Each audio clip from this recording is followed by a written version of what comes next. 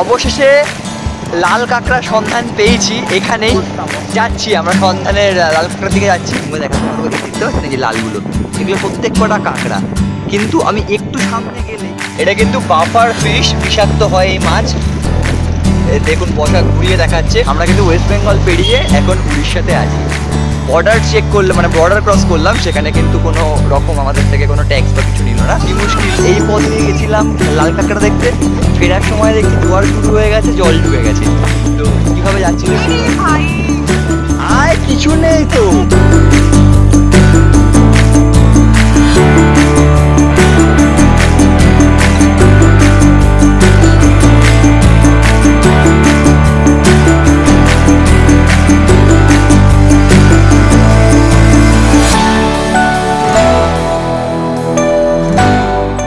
Morning সবাইকে, নতুন একটা দিনের আবার শুরু হচ্ছে হোটেল থেকেই। এখন যাচ্ছি সমুদ্রে। কালকে কিন্তু নেমে গেছিলাম 11টার মধ্যে, আর আজকে বাজছে হচ্ছে প্রায় 12:30, কারণ ঘুমিয়েছি আজকে বেশ অনেকক্ষণ। ঘুমিয়ে চা খেয়ে এখন ফ্রেশ হয়ে যাচ্ছি, ব্রেকফাস্ট করে তারপর সমুদ্রে নামবো। তো সমুদ্র তো কালকেও দেখেছি, ফোন নিয়ে নামার একটু রিস্ক হয়ে যায়, কারণ এমন বড় বড় এখন ঢেউ, জোয়ারের টাইমে 1টার পর জলটা একটু কমে, নাহলে এখন জোয়ারই চলছে। যদিও আজকে অনেকটা লেটেই নামছি, তো দেখি কতটা যেতে পারি, কতটা দেখাতে পারি আপনাদেরকে। এছাড়া কিন্তু আজকে ফুল ডে সাইট সিনিং আছে। সাইট সিনিং বলতে এটা কালকেও বললাম যে ফুল সাইট সিনিং যেটা লোকে করে, উদয়পুর, শঙ্করপুর, সব কিছু করবো না আমরা, শুধু যাব হচ্ছে তালসারি বিচ আর মোহনা আর দীঘা, যেটা মেরিন মিউজিয়াম করেছে সেই মেরিন মিউজিয়ামটা, এই 3টে জায়গাতেই যাব। আর যদি পসিবল হয় জগন্নাথ মন্দিরটা যেটা আন্ডার কনস্ট্রাকশন আছে, 2025-এ ওপেন হবে, সেই মন্দিরটা একবার আপনাদেরকে ঘুরে দেখাবো বাইরে থেকে। এখনও কিন্তু পুজো দেওয়া বা কিছুই শুরু হয়নি, এখনও আন্ডার কনস্ট্রাকশন চলছে। তো চলুন দিনটা শুরু করি, আপনারাও শুরু করুন, এই ব্লগ দেখা শুরু করুন।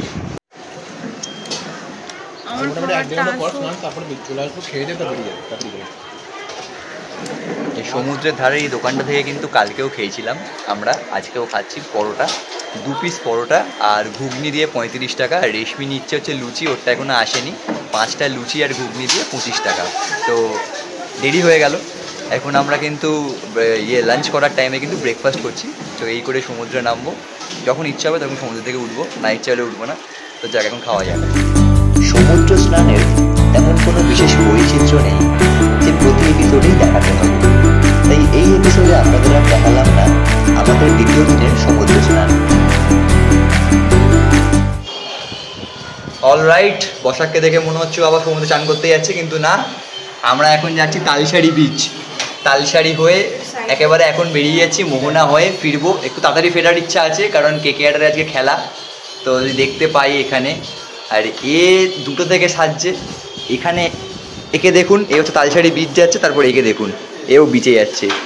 কেন ছেলেরা বেশি বাঁচে এর একটা জলজান্ত প্রমাণ। হ্যাঁ, তো একেও দেখুন। হ্যাঁ, আমাকে আমি পায়ে চটি পড়ে, যদি শার্টটা নিয়ে এসেছি যখন বই, ওই জন্য পরলাম, নাহলে গেঞ্জি পড়তাম। তো চ বেরো। আরে তোকে দেখাবো না, তুই দেখানোর জন্যই তো সেই এরকম। আরেকজনকে দেখাচ্ছি, দাঁড়ান আমি রূপে ঢুকছি তার। বসার তারা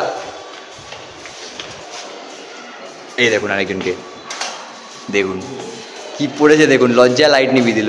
দেখুন এই একটা ছেলে, ওই একটা ছেলে, এই একটা ছেলে, পার্থক্য শীত দাঁড়ায়। তো যাক, এগুলো জোকস অ্যাপার্ট ছিল। তো আমরা এখন যাচ্ছি তালসারি বিচ, বেরিয়ে গেলাম। প্রথমে যাবো হচ্ছে লাঞ্চ করতে, কালকের দোকানটা থেকেই লাঞ্চ করে ওখান থেকে যাব তালসারি বিচ। তো আপনাদেরকে কিন্তু এই ভিডিওতে একটা ইনফরমেশান দেবো, সেটা হচ্ছে টোটোওয়ালা, একটা জেনুইন টোটোওয়ালা। আমরা অনেকবার টোটো থেকে বার্গেনিং করেছি দাম, অনেকে কিন্তু ভুলভাল দাম চাইছে। একমাত্র একজনই যে ইউনিয়ন রেটটা আমাদের বলেছে, তার কাছ থেকেই যাব, যদি তার বুকিং না হয়ে গিয়ে থাকে। তো আগে থেকে দেখতে থাকুন কোথায় যাই। টোটো রিজার্ভ করে চলেছি এখন তালসারির উদ্দেশ্যে। অনেকটা দেরি হয়ে গেল, ভেবেছিলাম আজকেই মোহনাটা যাব, কিন্তু আর মোহনা যাওয়ার সময় হবে না, কারণ সন্ধে হয়ে যেতে পারে। তাই মোহনাটা আবার কালকে ভোরের জন্য পোস্টপোন করলাম। কালকেই আমাদের এখান থেকে চলে যাওয়া, এখনও তাই ইচ্ছা আছে চলে যাবো, বাকি আর কে দেখেছি। তো যাক, এখন তালসারির উদ্দেশ্যে যাচ্ছি। তো আর খাওয়াটাকে দেখালাম না, কারণ একই খেয়েছি, শুধুমাত্র সুগল্প খেয়েছি হচ্ছে পার্শে। এখানে 200 টাকা, বেশ বড় আকৃতির মাছ দিয়েছিল। আর আমি খেয়েছি দেশি রুইটাই, তাতে আমার খুব দারুণ লেগেছিলো মাছ। তো এখন যাচ্ছি তালসারির উদ্দেশ্যে। তো তো নেমে গেলাম তালসারি বিচে। তালসারি বিচে দূর থেকে যা দেখতে পাচ্ছি, এখন আপনাকে ক্যামেরা দেখাবো না, বুঝতে পারবেন না, একটু আগে গিয়ে দেখাচ্ছি।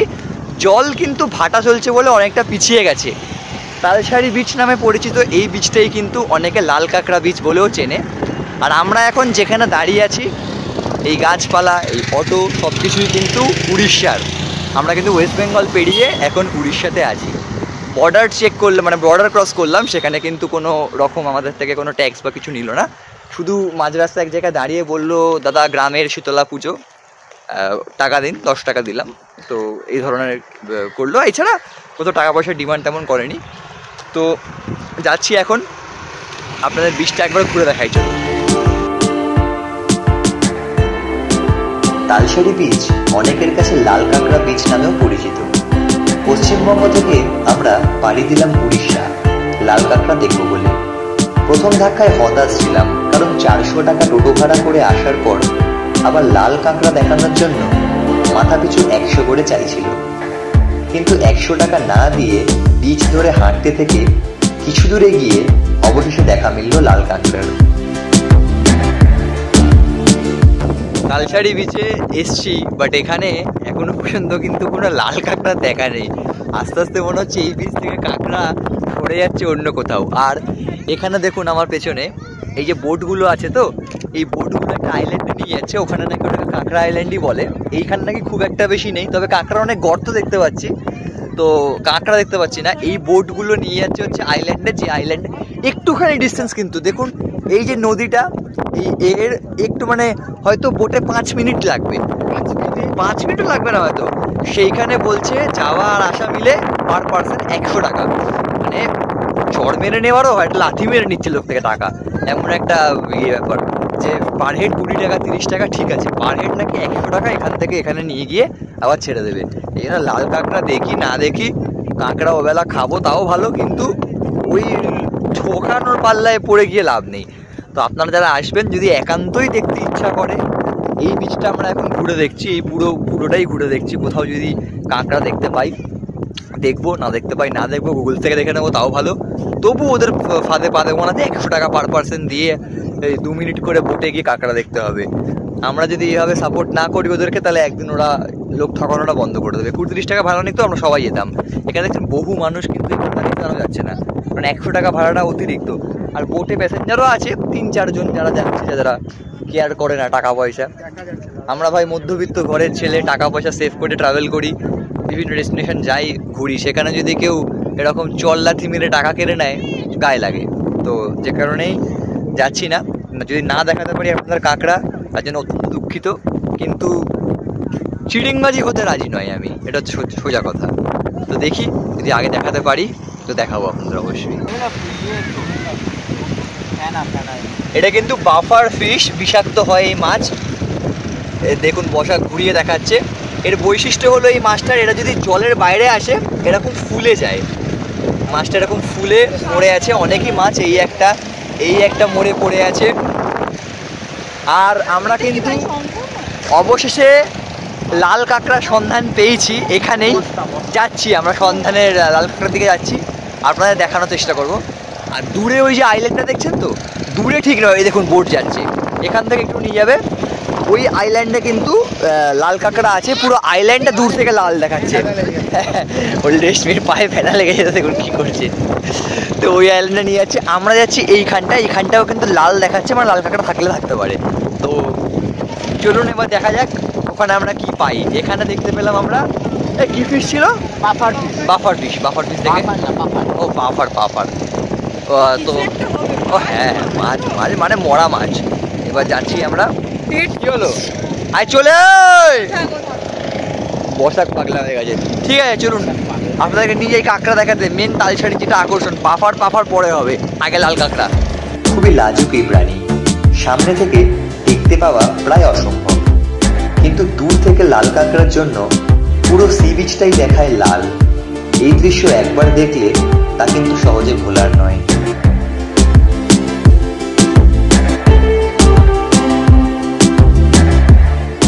আমি জানি না আপনারা কতটা দেখতে পাচ্ছেন, কিন্তু ব্যাপারটা হচ্ছে এই দূরের বীজটা আমি অনেক চেষ্টা করছি একটাকেও অন্তত দেখানোর, বাট এরা এত জুম করলে ঠিক কি বলছে, দেখুন একটা জুম করছিলেন এই দেখলেন, এতটাই এরা সেন্সেবল যে আপনার সামনে আপনি গেলেই তার অনেক আগে থেকে কিন্তু ঢুকে যাচ্ছে। দেখুন আমি এতটা দূর আমি কতটা জুমে দেখাতে পারবো, এই দেখতে পাচ্ছেন এই যে লালগুলো, এগুলো প্রত্যেক কটা কাঁকড়া, কিন্তু আমি একটু সামনে গেলেই ওরা কিন্তু মানে গর্তে ঢুকে যাচ্ছে। তো দেখতে কিন্তু সত্যি অপূর্ব লাগছে। যদি আমার সাজেশন মানেন সাইট সিনের জন্য, ওই তালসারি হচ্ছে সব থেকে আমার পছন্দ হলো। উদয়পুর যদি আপনি নিশাভান করতে যান তাহলে যেতে পারেন, কিন্তু উদয়পুরে গিয়ে কিন্তু সাইট সিনিংয়ের মতো কিছু নেই। তো তালসারিটা খুব সুন্দর জায়গা সাইট সিনের জন্য। মোহনাটা অবশ্যই মাছ কিনতে পারেন ওখান থেকে। তো দীঘা এসে ওই সমুদ্র সৈকত যেখানেই যাবেন, মেনলি সমুদ্র সৈকত, কয়েকটা মন্দির আছে, মন্দিরগুলো বাদ দিয়ে এছাড়া যদি মনে হয় সাইট সিন করবো, তালসারিটা আপনারা কিন্তু আপনাদের বাকেটে অবশ্যই রাখবেন। এটা কিন্তু অসাধারণ জায়গা। তো আর ক্লোজ থেকে আমি দেখাতে পারলাম না, যদি কোনো কাঁকড়া সাহসী কাঁকড়া দেখতে পাই তাকে দেখাবো, কিন্তু কোনো কাঁকড়া সাহসী নয়, এরা সব ঢুকে যাচ্ছে, এই রেশমি যাচ্ছে কাঁকড়ার দিকে ঢুকে যাচ্ছে। মানে এই জায়গাটা আমরা এতটা পেরিয়ে এলাম, এই জায়গাটা পুরো লাল ছিল, এখন দেখুন আপনার দেখে মনেই হবে না এখানে কাঁকড়া আছে। আবার আমি একটু দূরে জুম করি, দেখুন এই জায়গাটা আবার কিন্তু পুরো লাল। আবার যখন ওখানে যাব ওখানে কিন্তু আবার সম্পূর্ণ এরকম হয়ে যায় পুরো জায়গাটা, কিন্তু কোথাও কাঁকড়া নেই আর। তো এই গর্তগুলো এরকম বড় বড় গর্তে প্রত্যেক কটাতে কিন্তু কাঁকড়া আছে, প্রত্যেক কটাতে। এই তো এগুলো বাচ্চা।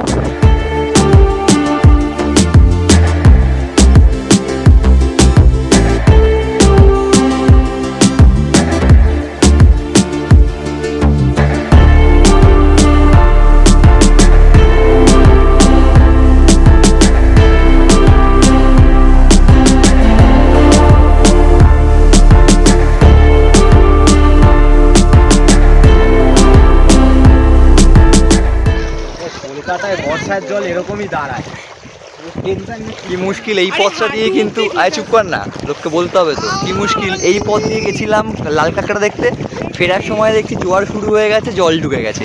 তো কিভাবে যাচ্ছি দেখুন। আয় কিছু নেই তো,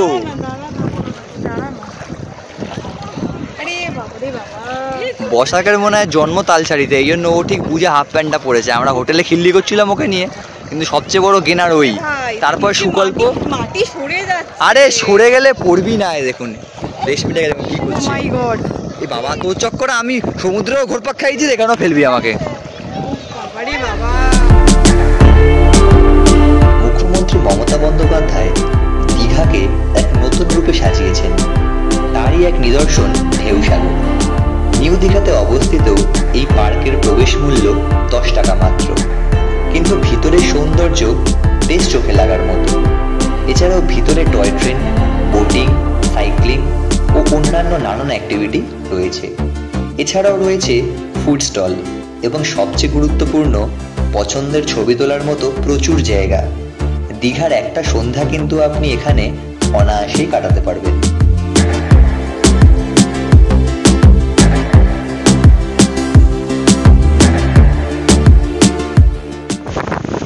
বেসিক্যালি কি ঢেউসাগর দেখে বেরোলাম, এক কথায় বলতে গেলে পয়সা উঠছে ঢেউসাগরে।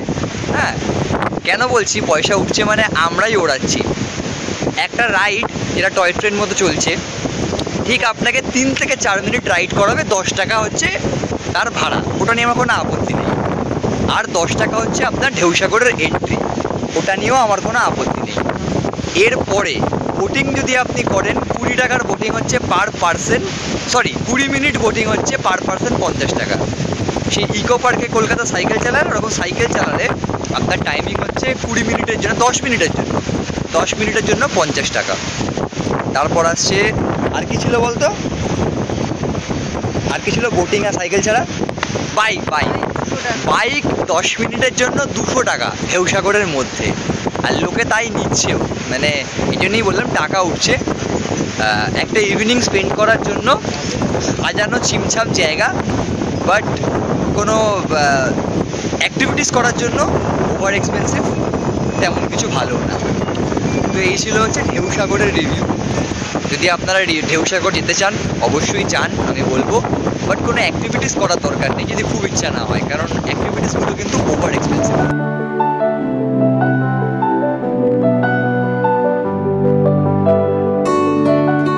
মার্কেটিংয়ের জন্য আমরা মনে করি প্রসিদ্ধ ওল্ড দীঘা। হ্যাঁ, দোকানপাটের সংখ্যার নিরিখে ওল্ড দীঘা এগিয়ে থাকলেও দামের দিক দিয়ে ওল্ড দীঘাকে টেক্কা দেবে নিউ দীঘা মার্কেট। উদাহরণ হিসেবে তো দেখলেনই, আমার কেনা দোলনা আর রেশমির কেনা মাদু। সংখ্যায় কম হলেও এমন কোনো জিনিসের দোকানের অভাব নেই নিউ দীঘায়।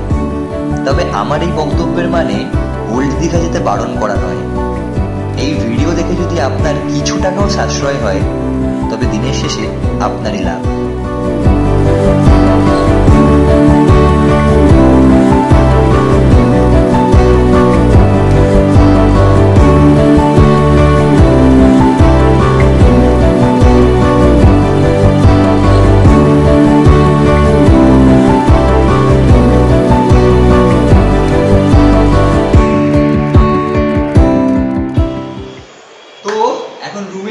বাজে হচ্ছে 9টা মতো, এতদিন রুমে ঢোকার কথা না, কিন্তু কেন এসছি বলি।